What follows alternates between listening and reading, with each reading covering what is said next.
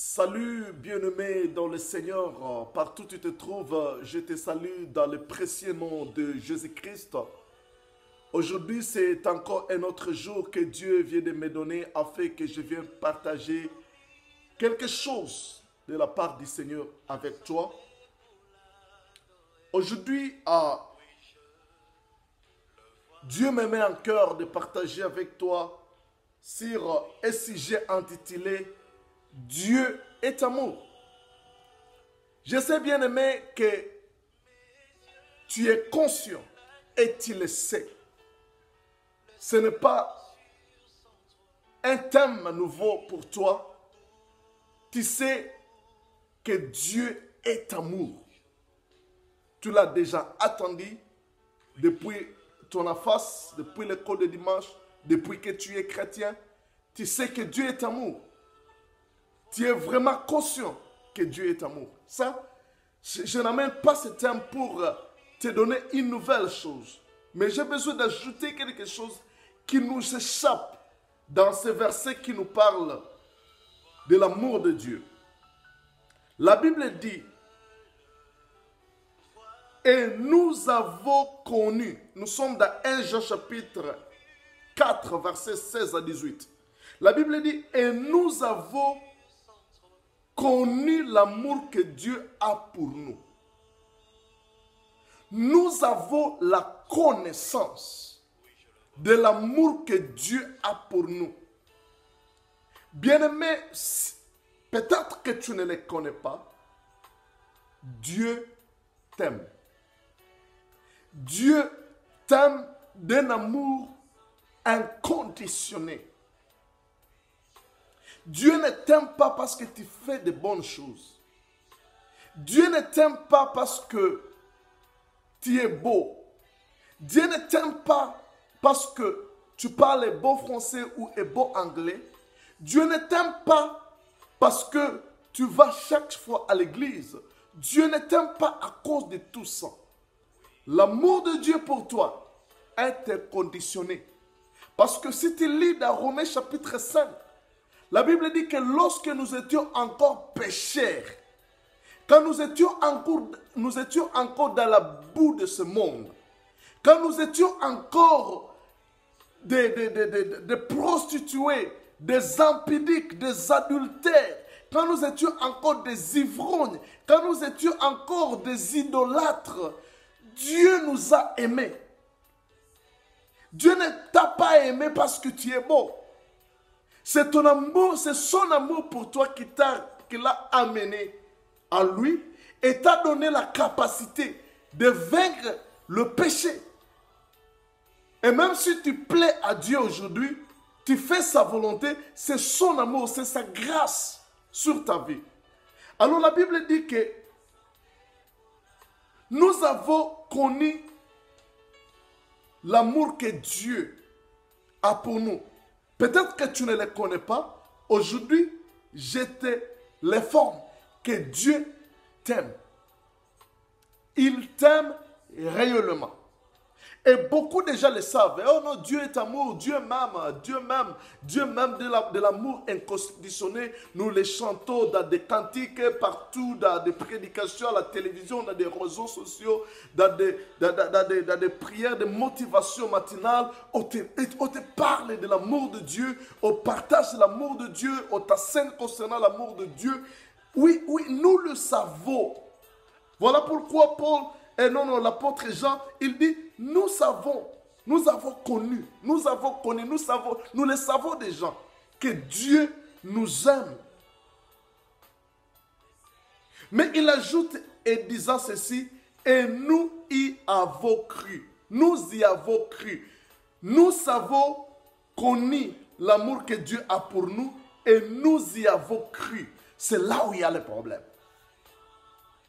Beaucoup de gens connaissent bien que Dieu les aime. Mais peu sont ceux qui croient à l'amour de Dieu. Peu sont ceux qui croient. Il dit, et nous avons cru. Nous avons cru, nous avons la foi que Dieu nous aime. Bien-aimés dans le Seigneur, beaucoup de gens savent que Dieu les aime. Mais pour connaître que si la personne a crié, parce que il y a une très grande différence entre connaître que Dieu t'aime et croire à cet amour. Connaître l'amour de Dieu, c'est une chose, et croire à l'amour de Dieu, c'est une autre chose. Nous pouvons chanter que Dieu nous aime, nous connaissons, c'est une connaissance théorique, c'est une connaissance intellectuelle, nous le savons et nous l'avons dans notre tête que Dieu nous aime. Mais croire à cet amour-là, peu de gens croient à l'amour de Dieu. Et tu sauras que la personne vraiment croit à l'amour de Dieu quand il traverse des mauvais moments, quand la personne traverse des moments difficiles. Parce que quand quelqu'un est dans les choses vont très bien, il peut vraiment chanter l'amour de Dieu. Mais quand les moments difficiles arrivent, quand les situations sont compliquées, quand tu es rejeté de tout le monde, quand tu pries, il n'y a pas de réponse. Quand tu pries 1 an, 2 ans, 3 ans, tu ne vois aucun changement de la situation. Tu pries pour tes enfants, tu pries pour ta situation, tu pries pour ta carrière, tu pries pour ça, mais rien ne change pendant 5 ans. Bien-aimé, beaucoup de gens perdent leur foi à Dieu, même leur foi à l'amour de Dieu. Car ils disent, non, peut-être que Dieu ne m'aime pas. Et tu écouteras les gens commencer à dire, Dieu, si tu m'aimes, délivre-moi de cette histoire. Oh Seigneur, je ne sais pas. Mais laisse-moi te dire que Dieu t'aime. Et ce que tu traverses là, le Dieu qui t'aime ne peut pas être à l'origine de tous ces problèmes que tu traverses. Parce que les gens disent que non, si je suis malade, c'est Dieu qui l'a permis. C'est l'amour de Dieu pour moi. Dieu est en train de me corriger. Dieu ne veut pas que je sois dans l'orgueilleux. Laisse-moi te dire que il n'y a pas un père qui aime sa fille, qui aime son enfant et qui peut les tabasser à mort ou amener des maladies sur son enfant pour que quand il voit son enfant souffrir et son enfant dire non, ça c'est l'amour. Non, il va douter de l'amour du Père. Bien-aimé, Dieu t'aime et tu dois croire à cet amour. Et quand tu crois à l'amour de Dieu, quel que soit ce que tu traverses, tu sais que Dieu, dans son amour, il est avec moi, dans cette détresse, dans ces troubles, dans ces problèmes. Et il me délivrera certainement. Quand tu crois à l'amour de Dieu, tu sais réellement que, quel que soit ce que tu traverses, Dieu te délivrera. Dieu te sauvera au travers son amour. Et la Bible continue en disant ceci. Nous avons connu l'amour que Dieu a pour nous et nous y avons cru. Dieu est amour. Dieu ne nous a pas seulement aimés, mais Dieu, il est amour dans sa nature. Dieu est amour, bien-aimé dans le Seigneur. Dieu n'est pas, il ne nous aime pas seulement, il est amour. Donc Dieu c'est l'amour. Et dans son amour, il n'est pas content de te voir souffrir. Il n'est pas content de te voir malade. Il n'est pas content de te voir pleurer. Bien-aimé, ça fait mal au Seigneur. Ça fait mal au Seigneur. Ça fait mal à Dieu. Quand il te voit souffrir, Dieu ne veut pas que tu sois dans la souffrance. C'est le diable qui te résiste. C'est le diable qui te combatte. C'est le diable qui est derrière tout ce que tu es en train de traverser. Et quand il te combatte, la chose qu'il veut, c'est que tu puisses perdre ta foi dans l'amour de Dieu. Que tu puisses perdre ta foi à l'amour de Dieu, à Dieu qui est amour. Alors, bien-aimé dans le Seigneur, il continue à dire ceci. Celui qui demeure dans l'amour demeure à Dieu. Donc, celui qui aime les autres demeure à Dieu et Dieu demeure à lui. Tel il est, tel nous sommes. Ça, c'est vraiment tellement fort. La Bible dit que tel il est, tel nous sommes dans ce monde. C'est à cela que l'amour parfait en nous, afin que nous ayons de l'assurance au jour du jugement. Tel il est, tel nous sommes. Dieu est amour. Et nous devons être les reflets de l'amour. Un chrétien qui n'aime pas, un chrétien qui vit dans la haine, il n'a jamais connu Dieu. Parce que Dieu est amour. Et ce qu'un chrétien qui aime Dieu doit manifester, c'est l'amour. Il doit refléter l'amour de Dieu. Il doit démontrer l'amour de Dieu. Il doit, même si les gens te font du mal, tu ne peux pas avoir de la haine à leur égard. Car Dieu est amour, celui qui habite à vous est amour. Bien-aimé dans le Seigneur, tu dois aimer à tout temps. Bien-aimé dans le Seigneur, même ceux qui te font du mal, tu dois les aimer. Parce que quand nous étions encore ennemis de Dieu, Dieu nous a aimés. La Bible dit, tel il est, tel nous sommes. Comme Dieu est amour, nous aussi, nous sommes amour. La Bible dit que aimez-vous les uns les autres. C'est en cela que nous connaîtrons, que le monde connaîtra que nous sommes ses disciples. Aujourd'hui, il y a des conflits dans des églises. Si je ne prie pas dans votre église, tu ne m'aimes pas parce que ça, c'est la religion, bien-aimée. Et la religion tue l'église. Aujourd'hui, des chrétiens sont devenus des religieux parce qu'ils sont là, ils aiment leur congrégation. Si je ne fais pas partie de votre congrégation, tu ne m'aimes pas. J'ai commencé l'église ici aux États-Unis. Ceux qui me combattent, ceux qui sont en train de me faire la guerre, pour que l'église que j'ai commencée ne puisse pas réussir, ce sont des chrétiens. Il va dans des maisons pour empêcher les gens de venir chez moi. Il fabrique des faux témoignages contre moi pour empêcher les gens de venir dans notre église. Bien aimé, moi je me demande, nous prions quel Dieu? C'est le même Dieu que nous prions. Mais quand nous commençons à combattre, les gens ne vont pas dans cette église, ne va pas là-bas. Là, ce n'est pas notre religion. Ça, ce n'est pas notre église. Ne va pas chez ce pasteur-là. Bien-aimé dans le Seigneur, est-ce que ce fidèle t'appartient? Tu appliques la manipulation pour empêcher les gens à écouter tel prédicateur a parlé dans telle église. Bien-aimé dans le Seigneur, nous devons avoir l'amour.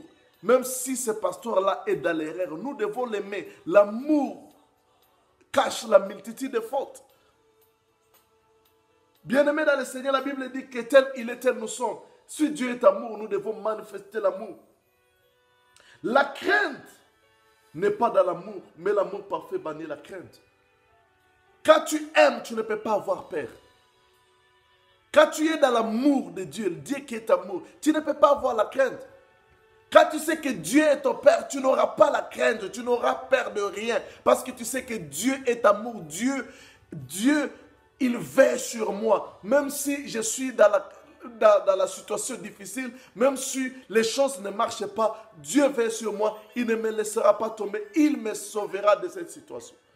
Il n'y a pas la crainte dans l'amour.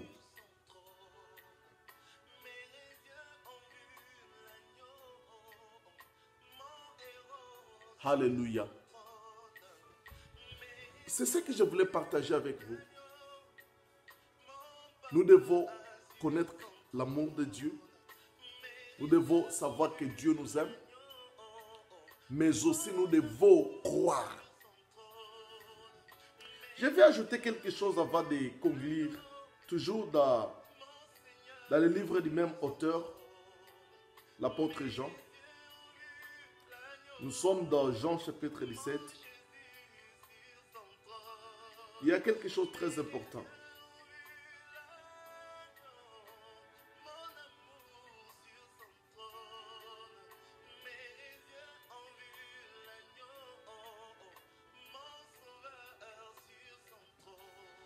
Ici, c'est Jésus qui est en train de prier à son église.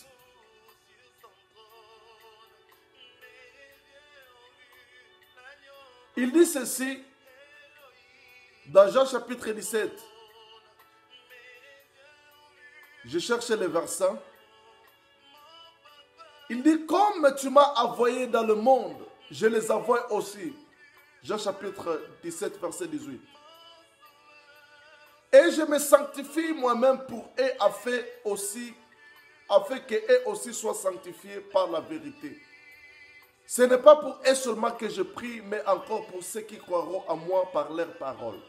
Jésus était en train de prier pour les apôtres et il a prié pour nous qui devons croire à Jésus par la parole des apôtres. Il dit, je prie afin que tout soit un comme toi. Père, tu es à moi. Et comme je suis à toi. Afin qu'eux aussi soient un à nous. Pour que le monde croie que tu m'as envoyé. Je leur ai donné la gloire que tu m'as donnée. Afin qu'ils soient un comme nous sommes un. Jésus vraiment a prié pour l'unité des chrétiens, l'unité des serviteurs de Dieu, l'unité des enfants de Dieu, l'unité dans l'église, l'unité entre congrégations, l'unité entre assemblées, l'unité entre églises. Père, je vais.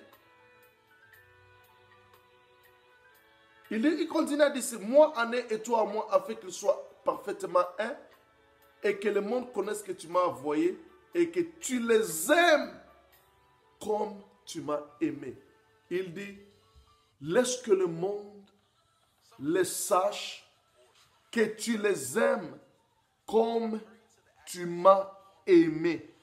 Laisse-moi te dire, bien-aimé dans le Seigneur, te dire que Dieu t'aime comme il a aimé Jésus. La façon, la même dimension de l'amour que Dieu avait pour Jésus, il l'a pour toi. Dieu t'aime comme il a aimé Jésus. Donc quand Dieu te regarde, il regarde Jésus, il voit Jésus. La même portion de l'amour que Dieu avait pour Jésus, il l'a pour toi. Donc, bannis la crainte. N'aie pas peur car Dieu t'aime. Que Dieu te bénisse. Merci. Je pense que tu as attendu. Que Dieu te bénisse. Amen.